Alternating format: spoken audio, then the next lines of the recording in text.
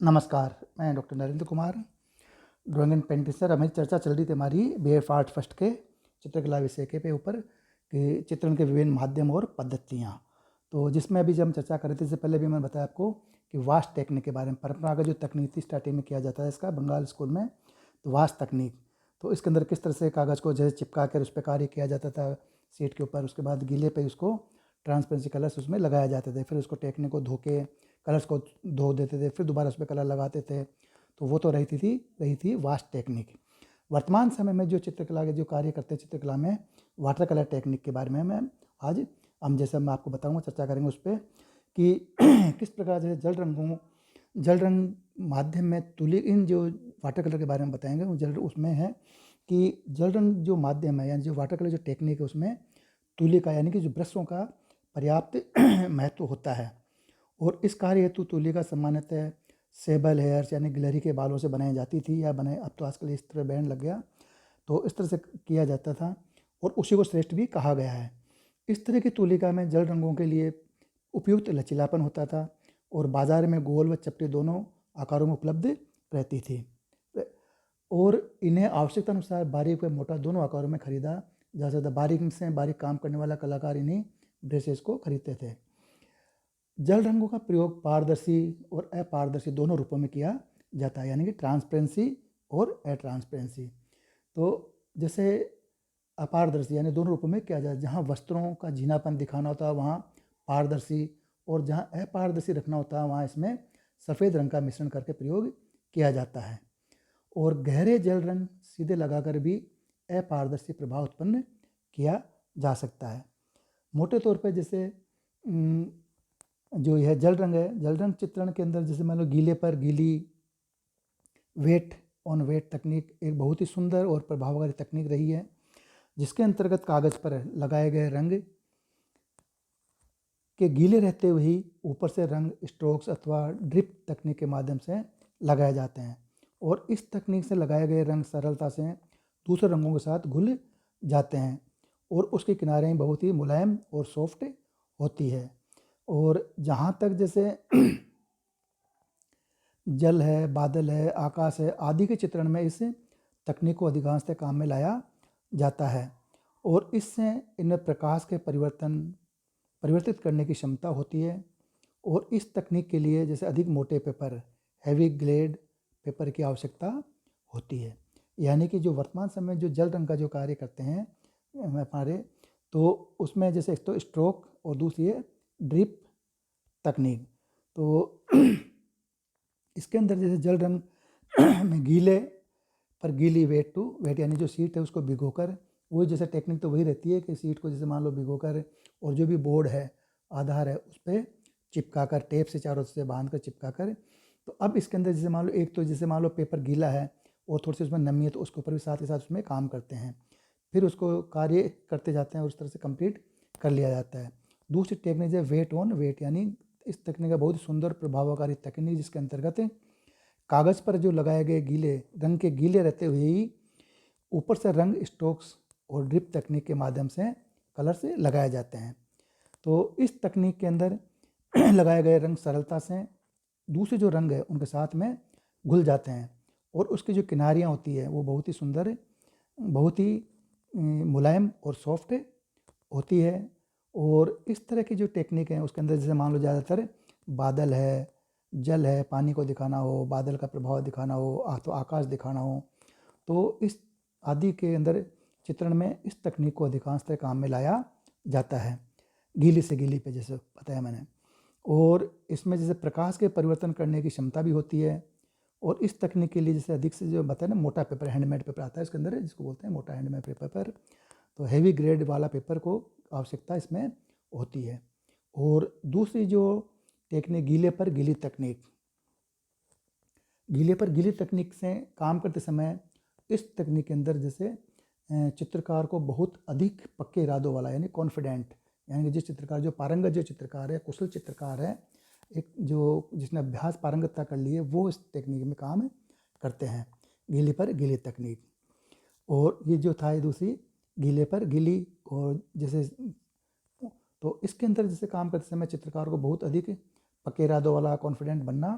पड़ता है। उसे एक स्ट्रोक को सोच समझकर, एक एक स्ट्रोक को सोच समझकर लगाना होता है। और बूंद बूंद कर रंग को टपकाना भी इसी में शामिल है। रंग इससे स्वतः ही धरातल पर फैलते हैं और कहीं हल्के और कहीं गहरे प्रभाव छोड़ देते हैं। चूँकि रंगों को स्ट्रोक्स अथवा बूंद बूंद कर टपकाकर गीले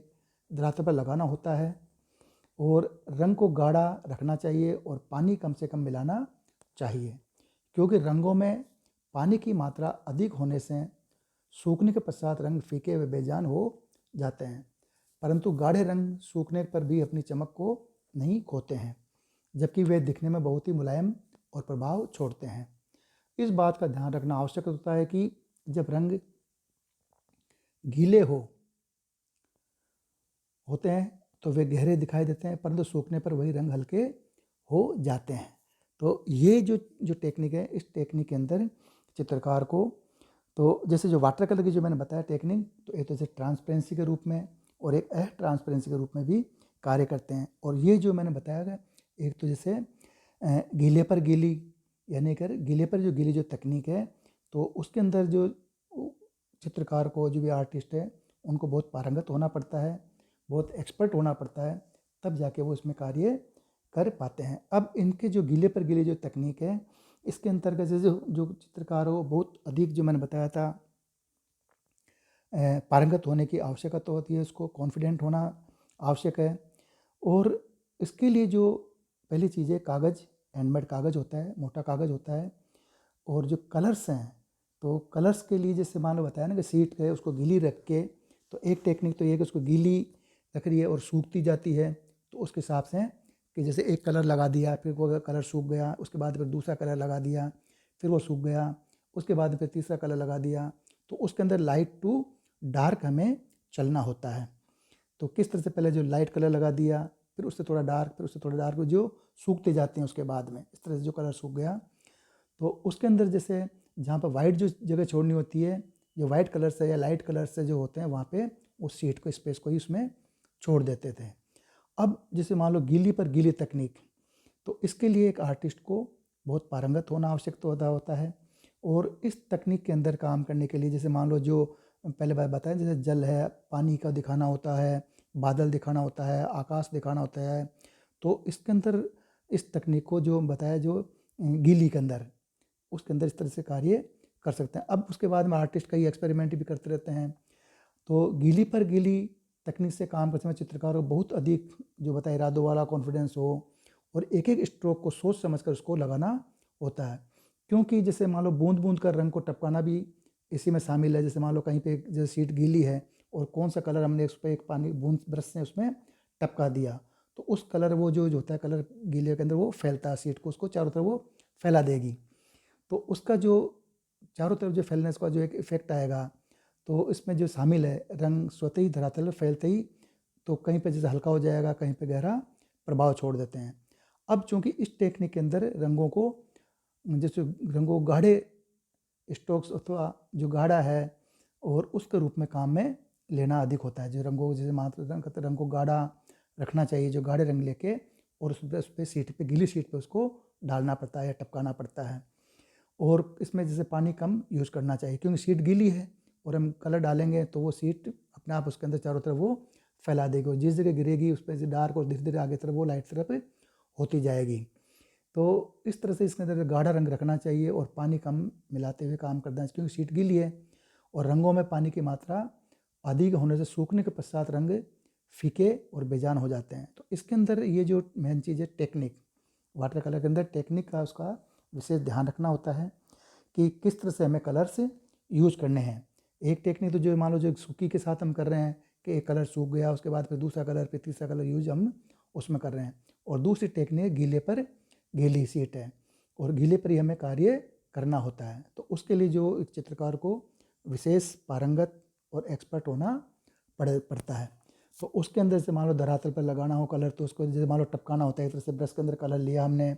तो जो डार्क कलर, थोड़ा गाढ़ा कलर लेंगे और उसमें हम ब्रश से उस पोर्शन पे जहाँ गीला है, गीली सीट पूरी है लेकिन किसी जगह में कौन सी चीज़ क्या बनानी है, तो उस कलर को हम उस पर वहाँ पे डालेंगे, तो उससे वो कलर अपने आप फैलेगा। अब इसके अंदर क्या होता है कि जैसे मान लो जो मैंने बताया टेक्निक के अंदर, इसके अंदर कि जो कलर जो सूखते हैं तो वो अगर जो मान लो हल्का कलर, तो वो हल्का कलर उसके अंदर ऑब्जर्व ज़्यादा दिखता नहीं है, और अगर कलर डार्क लगाएंगे हम, थोड़ा हार्ड लगाएंगे, तो वो कलर उसमें दिखेगा सूखने के पश्चात भी, और वो बेजान सूखने मतलब फीके और बेजान वो नहीं लगेंगे। तो इसलिए जैसे रंगों को गाढ़ा रखना चाहिए और पानी कम, गीली टेक्निक में कम मिलाना चाहिए, क्योंकि रंगों में पानी की मात्रा अधिक होने से सूखने के पश्चात रंग फीके और बेजान हो जाते हैं, परंतु गाढ़े रंग सूखने पर भी अपनी चमक को नहीं खोते हैं, जबकि वे दिखने में बहुत ही सॉफ्ट यानी कि मुलायम प्रभाव छोड़ते हैं। वो जब शीट सूख जाती है तब वो एकदम से कलर से